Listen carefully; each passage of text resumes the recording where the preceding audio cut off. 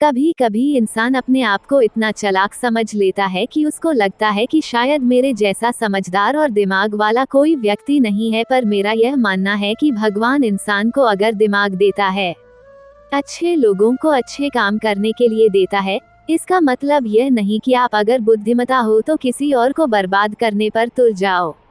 रामलाल बहुत ही बुद्धिमान और चालाक व्यक्ति था। गांव के लोग हर बात पर फैसला करने के लिए सबसे पहले उसको ही बुलाते थे। वह जो फैसला सुना देता, लोगों को वही मंजूर करना होता था। रामलाल के गांव में एक लड़के ने अपने ही गांव की गोत्र की लड़की से शादी कर ली। पूरे गांव इस शादी के चर्चे होने लगे कि ऐसे एक गोत्र में शादी करना अपराध है। अब रामलाल ने गांव पंचायत बिठा ली और कहा, यह गलत है, हम हमारे गोत्र में ऐसा नहीं कर सकते। यह लड़की हमारे गांव की बेटी है और हमारे गांव की बेटी और ऐसी शादी गांव में मंजूर नहीं है। और इस सारे किस्से में रामलाल ने सबसे ज्यादा बढ़ चढ़कर भाग लिया। अब दोनों बच्चों को यह फैसला सुना दिया कि दोनों को भाई बहन बनने के लिए मजबूर कर दिया।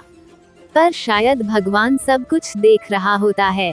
जब बच्चों ने शादी कर ली तो उनको कोई भाई बहन कैसे बना सकता है? इससे बड़ा कोई अपराध नहीं हो सकता। दोनों बच्चे गांव से निकाल दिए गए। अब तुम दोनों शादी करके इस गांव में नहीं रह सकते, क्योंकि यह लड़की हमारी बेटी है और हम अपनी बेटी को अपने गांव की बहू बनाकर नहीं रख सकते। चलो, जो भी हुआ, पंचायत का फैसला दोनों बच्चों ने माना और वह गांव छोड़कर कहीं और रहने लग गए।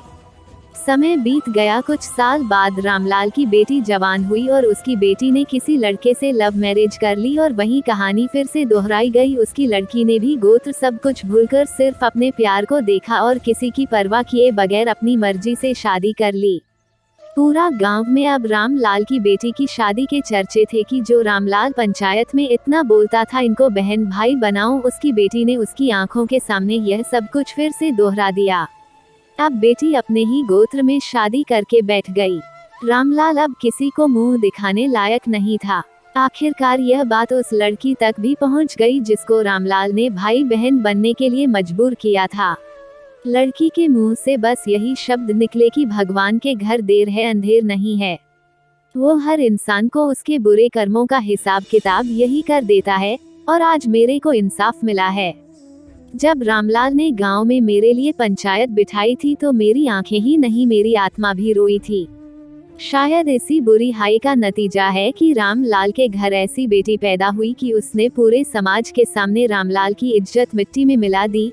इसलिए कुछ भी बोलने करने से पहले एक बार अपनी तरफ भी देख लो कि हो सकता आने वाले टाइम में हमारी औलाद हमारे साथ पता नहीं क्या कर दें। अरे भगवान हमें ही नीचा देखने के लिए मजबूर कर दे। सीख, आप चाहे कितने भी बुद्धिमान इंसान हो, पर भगवान किसी को अपने से ऊपर नहीं होने देता। दोस्तों, आशा करती हूँ कि आपको ये कहानी पसंद आई होगी। आपने इस कहानी से क्या सीखा, मुझे कमेंट करके बताएं। मेरी कहानी सुनने के लिए आपका बहुत बहुत धन्यवाद। और अगर आप नए हैं तो मेरे चैनल को सब्सक्राइब करें और अपने दोस्तों को शेयर करें।